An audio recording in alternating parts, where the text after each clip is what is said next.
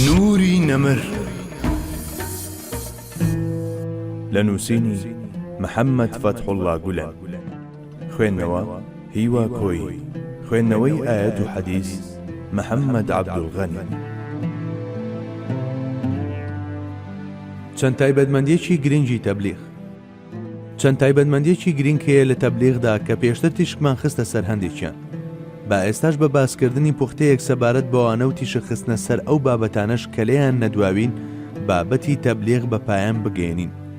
یەکەم، تەبلیغ دیوێکی هەیە کە بەسەر فەتانەتدا دەڕوانێت، دەتوانین ناویشی لێ برین، مەنتیقی پێغەمبەرانە. دووەم، دەبێ ئەو شتانەی تەبلیغکار خەڵکی بۆ بانگ دەکات سەرەتا لە ژیانی خۆیدا بە جوانی ڕەنجی دابێتەوە. ئەو شتانەی باسییان دەکات دەبێ ئەو شتانە بن کە لە ژیانی ڕۆژانەی خۆیەوە نمونەیان گرت بێت. بەڵێ، پێویستە بانگخواز قسەکانی ئاوێنەی ژیانی بێ و خەڵکی بۆ ئەو شتانە بانگ بکە کە لە ژیانی خۆیدا بەکردەیی بوونیان هەیە، نەوەک بەردەوام باز لە شتانێک بکە کە پێویستە لە ژیانی کەسانی تردا هەبێ. سێم، دەبێت دەرەنجامی چاوەڕوانکراو لە تەبلیغ تەنها ڕەزامەندی خوای گەورە بێت، تەنانەت بە هەشتیش نابێ وەک ئامانجی تەبلیغ تەماشا بکرێت. ئەمەش بە واتای فیداکاری دێت لە تەواوی فەیزە مادی و معنەویەکان.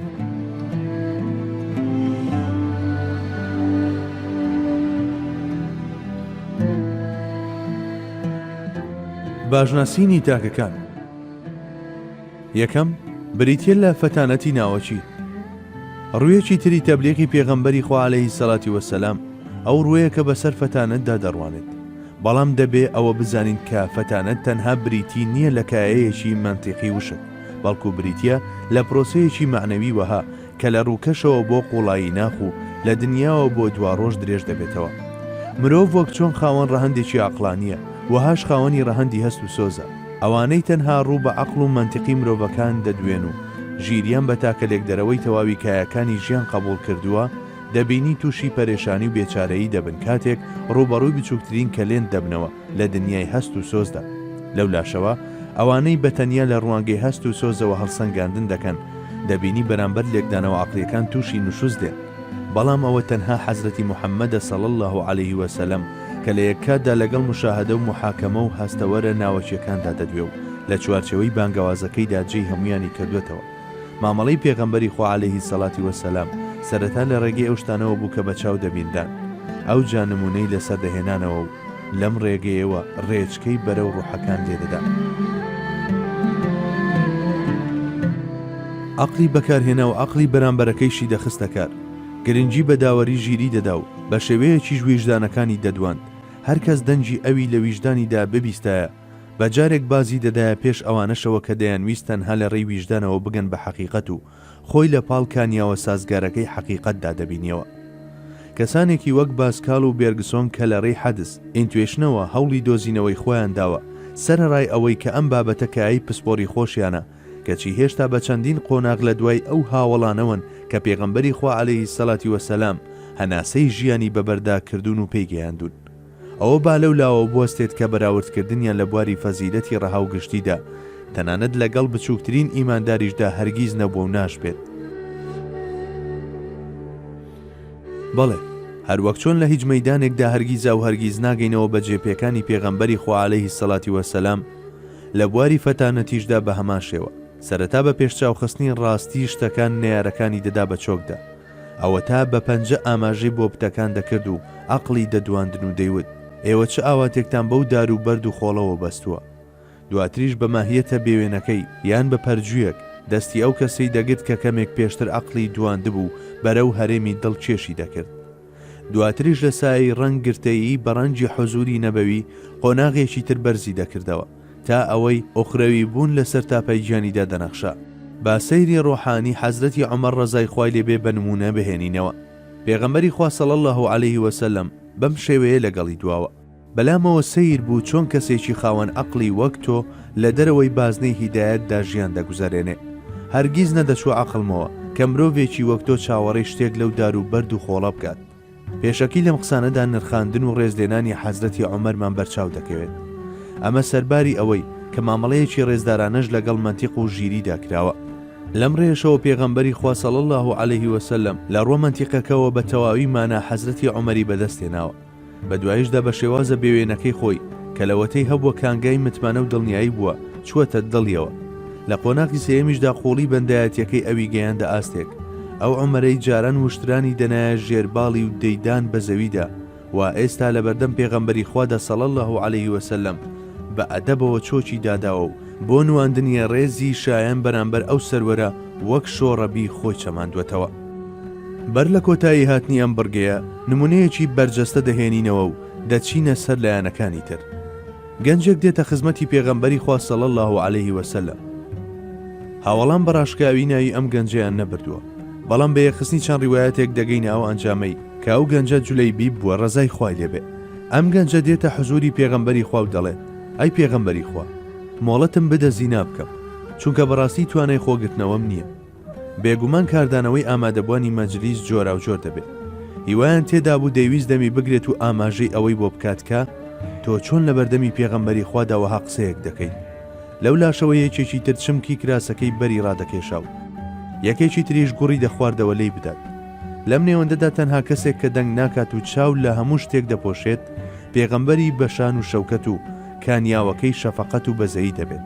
گوێی لێ دەگرێ و دواتر بانجی دەکاتە لای خۆی و دای دەنیشێنێ. خواردنیا ئەم تۆزە مامەڵەیە بەس بوو بۆ ئەوەی ئەو گەنجە مەست بکە. ئینجا لی دەپرسێت: ئایا ڕازی دەبوویت گەر کەسێک هەمان کاری لەگەڵ دایکت ئەنجام بدایە؟ گەنجەکە لە وەڵامدا دەڵێ: دایک و باوکم بە فیدات بن پێغەمبەری خوا، نەخێر هەرگیز ڕازی نەدەبوو. پێغەمبەری خوا دەفەرمێ: دەی هیچ کەسیش ڕازی نییە کاری وا لەگەڵ دایکیدا بکرێت. ئایا گەر کچێکت هەبووە ڕازی دەبوویت کاری وای لەگەڵ بکرێت؟ گەنجەکە دەڵێ: گیانم بە فیدات پێغەمبەری خوا، نەخێر هەرگیز ڕازی نەدەبوو. اینجا پێغەمبەری خوش دەڵێ: دەی هیچ کەسێکیش بە کارێکی وەها ڕازی نابێت بۆ کچەکەی. ئەی ڕازی دەبوویت کارێکی وەها لەگەڵ پورت ئەنجام بدرێت؟ گەنجەکە دەڵێ: نەخێر پێغەمبەری خوددا، ڕازی نەدەبوو. پێغەمبەری خوا دەڵێ: ئەی ڕازی دەبوویت کەسێک لەگەڵ خوشکەکەت ئەو کارە ئەنجام بدات؟ گەنجەکە دەڵێ: نەخێر هەرگیز ڕازی نەدەبوو. وە کۆتا قسەی پێغەمبەرمان دەکەواتە باش بزانە کە هیچ کەسێکیش نییە ڕازی بێ بەوەی کارێکی وا لەگەڵ دایکی، کچی، پوری یان خوشکی ئەنجام بدرێت. بەڵێ، بەم گفتوگۆ مەنتیقیە پێغەمبەری خوا صلی الله علیه وسلم ئەم گەنجەی خستە مشتیەوە و دەدوت لەسەر تەختەی مرد و شۆر پاڵی خستووە و وەک مردووی لێ کردووە. ئیتر هەر شۆردنی مابوو. ئەو جا دەستی مبارەکی دەخاتە سەرسینگی گەنجەکە و ئەم دوعایی بۆ دەکات: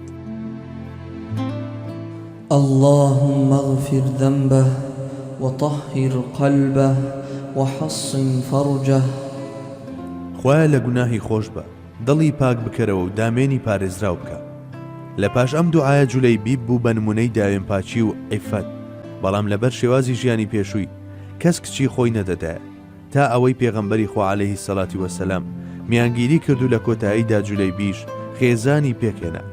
دوای هاوسەرگیریەکەشی لە یەکەم غەزادا شەهید دەبێت.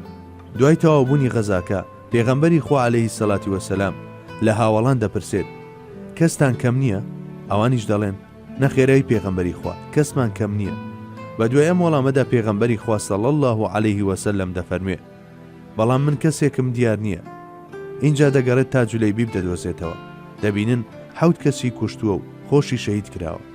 پێغەمبەر سەڵات و سەلامی خوای لەسەر بێ سەری جولەیبی بدەنێتە سەرڕانی و دەفەرمێ: هذا مني وأنا منه. ئەم جولەیبی بە لە منە و منیش لەوم. ئیتر بەم شێوەیە جولەیبی بەدەم گەیشتن بەم پایە بڵندەوە بەرەو ئاسۆی ڕۆحی لە شەقەی باڵ دەدات. بەڵێ، فەتانەتی هەرەمەزنی پێغەمبەری خوا عەلەیهی سەڵاتی وەسەلام بوو کە گەنجێکی زیناکاری لەو ماوە کەمەدا بەرەو ئاستێکی وا بەرز کردەوە کە ژیری لە ئاستیدا دۆشدا بمێنێت. جابا ئێستا تەواوی پەرۆشیار و پێگەێنەرانی دنیا کۆ ببنەوە و بڕۆنە نێو دوورگەی عەرەبی، بزانین داخۆ دەتوانن ئەو پەروەردە و کامەڵبوونە ئەخلاقی پێغەمبەری خوا صلی الله علیه وسلم لە ماوەیەکی زۆر کەمدا بەرپای کرد. تۆواز لە پەروەردە و کامەڵبوونی ئەخلاق بێنە، بگرە تەنها 1-2 بنەمای ئەخلاقی بچەسپێنن. واقعی حاڵ بە هەموو ڕوونیەکیەوە پێمان دەڵێت کە وەڵامێکی ئەرێنیمان دەست ناکەوێت. بەڵێ، ئەو سەردەمەی پێغەمبەری خوای تێدا دەژیا سەردەمێک بوو هەموو جۆرەکانی بێڕەوشتی لە مرۆڤی ئەو ڕۆژگارەدا وەک فیترەتی لێهات بوو. پێغەمبەری خوا عەلەیهی سەڵاتی وەسەلام تەنیا بەوە نەوەستا کە بێخی ئەو ڕەوشتە خراپانە لە دەرونیاندا دەربێنێت، بەڵکو لە هەمان کاتدا بە جوانترینی خوڕەوشتەکانیش ڕازاندنیەوە. بە جۆرێک مرۆڤایەتی نە لە پێش ئەوان ڕەوشتێکی لەو جۆرە و مرۆڤگەلێکی بەڕەوشتی لەو جۆرەی دیوە. نە لە پاش ئەوانیش. جاوەک چۆن مێژووی ئیسلامی بە هەزاران نمونەیەوە ڕازگۆترین شاهدی ئەم ڕاستیەیە، هەر بەو جۆرەش بێ ئاکامی هەموو ئەو هەوڵ و کۆششەی لەم ڕۆدا دەدرێت بۆ قەڵاچۆکردنی هەندێک خوی خراپ سەلماندنێکی تری ئەم ڕاستی حاشا هەڵنەگرێ. ئەمەش نمونەیەک. ئەوە تا دەوڵەتێک بە تەواوی مەزنی خۆیەوە هەڵمەتی بەرەنگاری دژ بە جگەرە ڕادەگەێنێ. وەزارەتەکان بە چەندین پرۆژە دێنە مەیدان، بە سەدان زانا بە شێوازی جۆراوجۆر لەسەر ئەم بابەتە کۆنفرانس و مێزگر ساز دەکەن. چەندین کتێبی لەسەر دەنووسرێت و لە ڕێگەی جۆرەها دروشمەوە وەک بڵێ جەنگی نیشتیمانی دژ بە جگەرە ڕادەگەێنرێت، کەچی هێشتاش ئەنجام هەر سفرە و هیچ بەدەستەوە. اینجا ئێستا ڕووتان وەربچەرخێن و سەرنجێکی ئەو کۆمەڵگەیە بدەن کە پێغەمبەری خوا عەلەیهی سەڵاتی وەسەلام پێیگەیاندووە. بە چاوی خۆتان ببینن کە چۆن هەرچی دەفەرموێت یەکسەر دەکەوێتە بواری جێبەجێکردنەوە. فەرموون ئێوە و ئەم نمونەیە. حەزرەتی ئەنەس ڕەزای خوای لێبێ بۆمان دەجێڕێتەوە. لە ماڵی تەڵحە بادەی شەراب نۆشانم پڕ دەکرد و ساقیەتیم دەکرد. لەو کاتەدا لە دەرەوە دەنگێکات. دەنگەکە دەیوت ئاگادار بن مەی قەدەغە کرا، هەر بە بیستنی ئەمە ئەوەی کاسەی مەی بەدەستەوە بووداینە. ئەوەشی دەمی بۆ بردبوو تفاندیەوە و هەموو بەجارێ هەرچێک لە کوپەکانیاندا بوو ڕژاندیانە کۆڵان. بە چەشنێک بە درێژایی چەندین ڕۆژ شەراب لە کۆڵانەکانی مەدینەدا جۆگەلەی بەستە بوو. بەڵێ ئەو پێغەمبەرە مەزنە عەلەیهی سەڵاتی وەسەلام هەموو ئەم کارانەی بەسەرکەوتووی ئەنجام داوە. ئەوانەش کە چاویان بەرایی نایەت نیوەی دوورگەی عەرەبیان پێشان دەدەین و پێیان دەڵێن فەرموون ئێوە لە ملیۆنێکدا یەکی ئەو کارانە ئەنجام بدەن کە پێغەمبەری خوا صلی الله عەلەیه وسەلەم ئەنجامی داوە، هەرگیز بۆتان ئەنجام نادرێت.